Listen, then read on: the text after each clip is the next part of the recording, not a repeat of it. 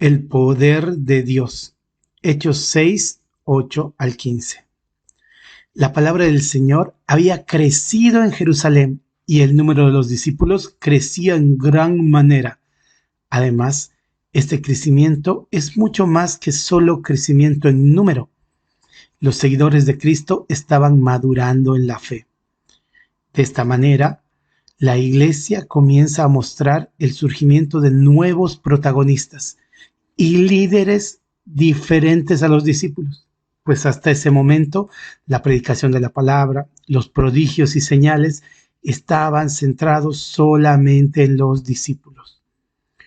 Uno de estos nuevos líderes y diácono de la iglesia era Esteban, quien había crecido en la fe a tal punto que es solo imaginable para los cristianos hoy en este tiempo. Hechos 6, 8. Y Esteban, lleno de gracia y de poder, hacía grandes prodigios y señales entre el pueblo. Esteban es el primer hombre en la iglesia fuera de los apóstoles al que se le atribuye prodigios y señales. Este versículo no nos aclara cuáles eran esos prodigios o señales. Muy probablemente se trate de sanidad de enfermos, autoridad sobre demonios, sabiduría en la palabra, valentía para la predicación, entereza de carácter, todas estas muestras del poder de Dios en su vida y a través de su vida. Pero lo más importante en este pasaje no son el tipo de señales o prodigios que lograba Esteban. Si bien estos eran el foco de atención para el pueblo, la raíz de ese poder está en la primera parte del versículo. Esteban estaba lleno de gracia y de poder. Su fuerza se basaba no en él mismo, sino en el Señor. Había menguado tanto como el Esteban hombre y había crecido tanto Cristo dentro de él que brotaba Cristo por todos lados. El estar lleno de gracia no solo quiere decir que él gozaba del favor de Dios en todo lo que hacía, sino que él había comprendido plenamente que solo la gracia de Dios lo podía salvar y solo la gracia de Dios podía convertir a su hombre interior. El compenetrarse en esa gracia, teniéndola presente en cada movimiento, o sea, humillándose delante de un Dios santo por ser un hombre pecador, considerando y aceptando la gracia de Dios en cada decisión de su vida, hacía que en su interior se manifieste el poder del Espíritu Santo para gloria de Dios. Este actuar de Esteban, lleno de gracia, mostrando el poder de Dios con su vida, es un ejemplo de lo que Pablo luego viviría con el aguijón en la carne que le pedía a Dios que lo quite. 2 Corintios 12:9. Y me ha dicho, bástate mi gracia, porque mi poder se perfecciona en la debilidad.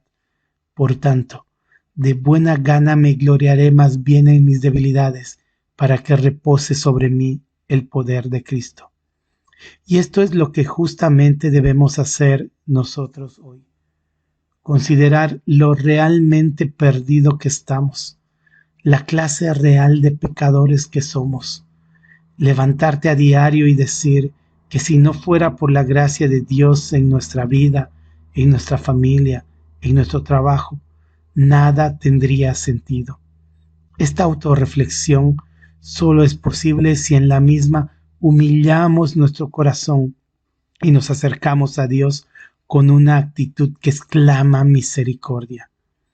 Humíllate hoy delante del Señor tu Dios, el cual tiene misericordia y nos da su gracia a nosotros pecadores. Solamente al haber atravesado por ese proceso de humillación y aceptación de la gracia de Dios, se puede hacer evidente en nosotros el poder de Dios para liberarnos del pecado, el poder de Dios para restaurar nuestra vida, el poder de Dios para restaurar nuestra familia, el poder de Dios para darnos vida eterna.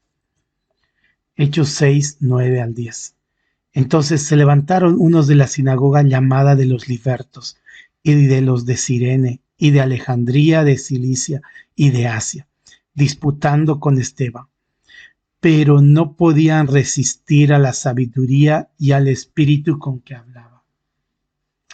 Vemos cómo se habían juntado un grupo de eruditos de la ley, tratando de torcer la verdad que Esteban predicaba.